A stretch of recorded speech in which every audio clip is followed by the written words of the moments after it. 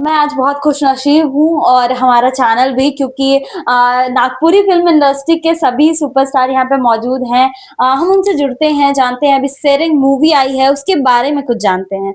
Sir आप director हैं, सेरेंग movie आई है, सेरेंग नाम कहाँ से आया? और ये मूवी बनाने की जो पीछे की वजह है, क्या है? ओके, तो सेरेंग का मतलब तो मुंडारी भाषा में चट्टान होता है और संथाली भाषा में इसका मतलब गीत होता है।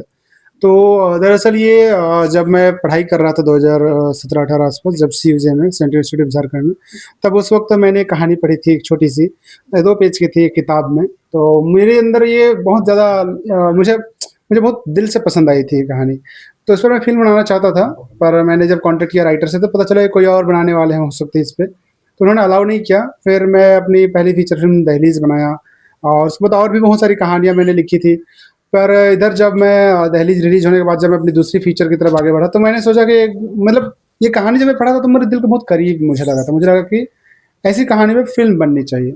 बस उसी के ऊपर फिर मैंने दैट दोबारा बात किया। एग्ज़ैक्टली आपने पढ़ा था और उसी चीज़ पे ये मूवी आई। यस, यस, यस, एग्ज़ैक्टली वो जो छोटी जो कहानी थी उसी को हाँ, फिर मैंने लॉन्ग फॉर्मेट में मैंने स्क्रीन प्ले में चेंज किया। यस। ओके। सर आपको क्या लगता है ये जो मूवी आई है, आप लोग इससे कितना रिलेट करते हैं?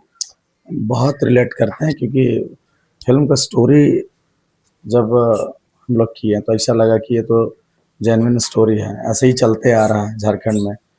ओरिजिनल स्टोरी है कि ज़मीन से रिलेटेड, मिनरल्स से रिलेटेड, हमारे झारखंड में बहुत सारे चीज़ यहाँ पे सबको तो ले जाने वाले लोग ले जा रहे हैं। हम लोग बहुत पिछड़े वर्ग से थे तो कोई बोलते नहीं थे, उस समय महत्वता समझ में नहीं आता था।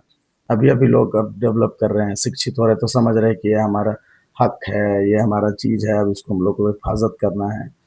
तो बहुत ज़रूरी है ये। एक एक चीज़ मैं पूछना चाहूँगी डायरेक्टर से, आपको इनमें ऐसा क्या दिखा कि मतलब नक्सली ही बना दिए? हाँ, नहीं ऑब्वियसली जब हम कास्टिंग करते हैं तो हमारे कास्टिंग डायरेक्शन का टीम था एक।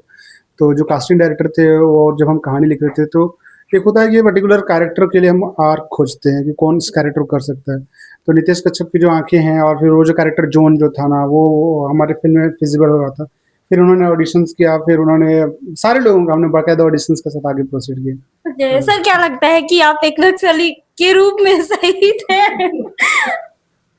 नहीं नहीं, हम तो खैर इस तरह के कैरेक्टर बहुत पसंद करते हैं ओके। क्योंकि लेकिन आप मतलब फिट तो बैठे उस मूवी में, लेकिन आपके हिसाब से क्या लगता है कि आप उस मूवी में सही थे उस कैरेक्टर के लिए? बिल्कुल बिल्कुल हम कैरेक्टर खुश के हैं, लिए? बिल्कुल बिल्कुल हम ओके। खुश हैं।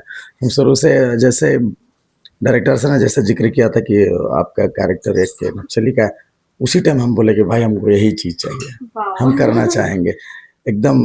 क्योंकि ये गांव के लोगों से और जो पिछड़े वर्ग के हैं, जो बहुत दूर दराज के लोग हैं, एक वक्त का खाना भी नहीं जुटा पाते हैं, उन लोगों से बहुत ज़्यादा कनेक्ट कर पाएंगे।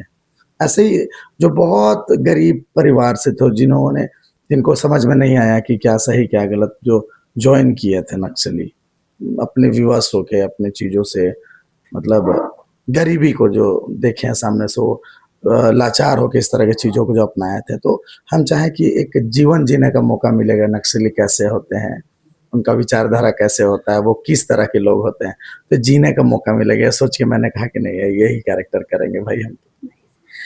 जैसे कि मैं खुद बॉलीवुड गाने बहुत सुनती हूँ, बहुत से ऐसे लोग हैं जो नागपुरी गाने, भोजपुरी गाने नहीं सुनते हैं।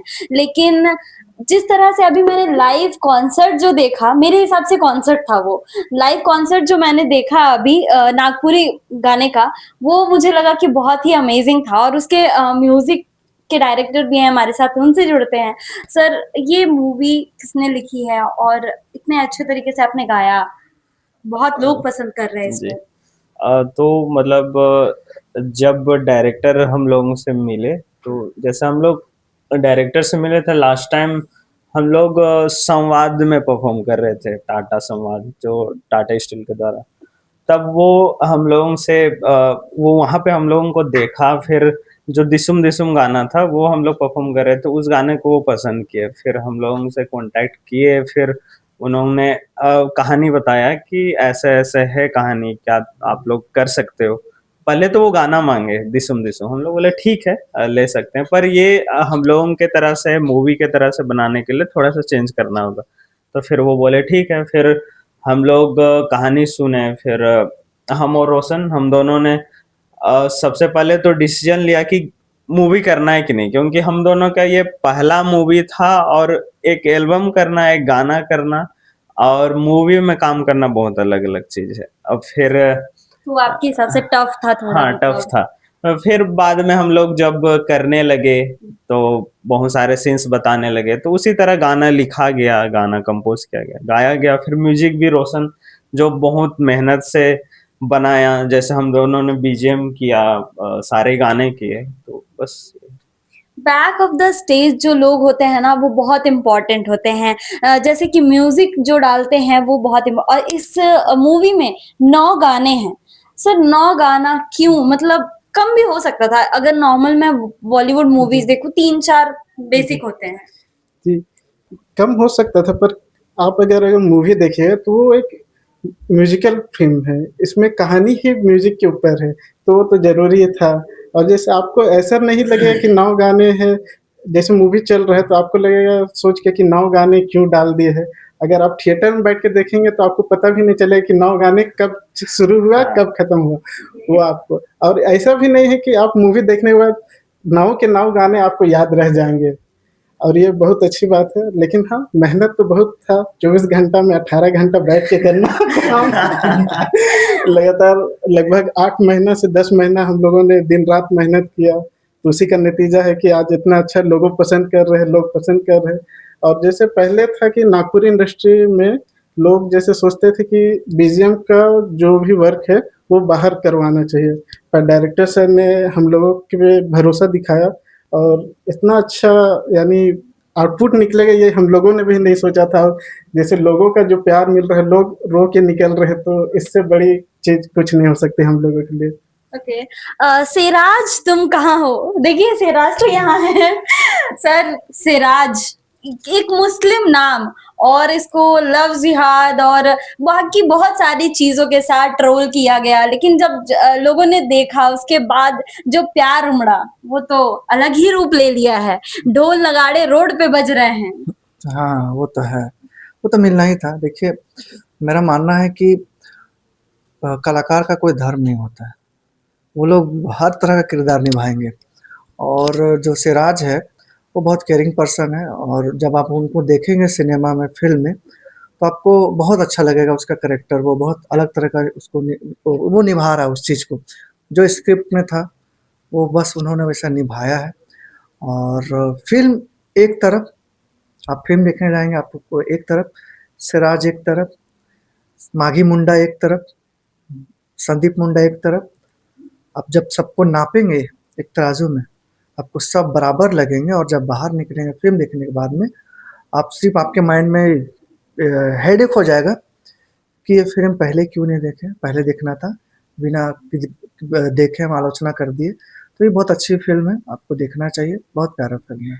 एक डायलॉग जो है वो काफी ज्यादा फेमस हो रहा है, सिराज तुम मेरे भगवान हो। ये क्या है? वो दोनों आपस में बात कर रहे होते हैं, तो जब बात कर रहे हैं कि वो क्या है, तो अपन प्राकृतिक के बारे में बात होती है। तो माघी को उसका जो कैरेक्टर लिखा गया उसको बोला कि इस तरह का चीज़ें हैं, जब वो बात करता है तो बताएगा कि उसका सब चीज़ सिराज है। तो उस भाव से नहीं बोला गया है, वो दूसरा भाव है, लिखा हुआ भी दूसरा भाव से है, लेकिन उसको लोग गलत मान रहे हैं, ऐसा कुछ नहीं है। बहुत प्यारा शब्द है वो। आप देखिए फ़िल्म, उसके बाद बोलिए। हम तो मिस कर रहे हैं माघी का जो कैरेक्टर मैम ने किया है, उनको मिस कर रहे हैं। फिलहाल ये मूवी बहुत अच्छी है, मैंने भी मिस किया है। मैं ज़रूर देखने जाऊँगी, आप भी ज़रूर देखिए और उसके बाद रिव्यू आप हमारे कमेंट में डाल सकते हैं। धन्यवाद। लाइव लगातार के वीडियो को लाइक करें, सब्सक्राइब करें और बेल आइकन को दबाना न भूलें।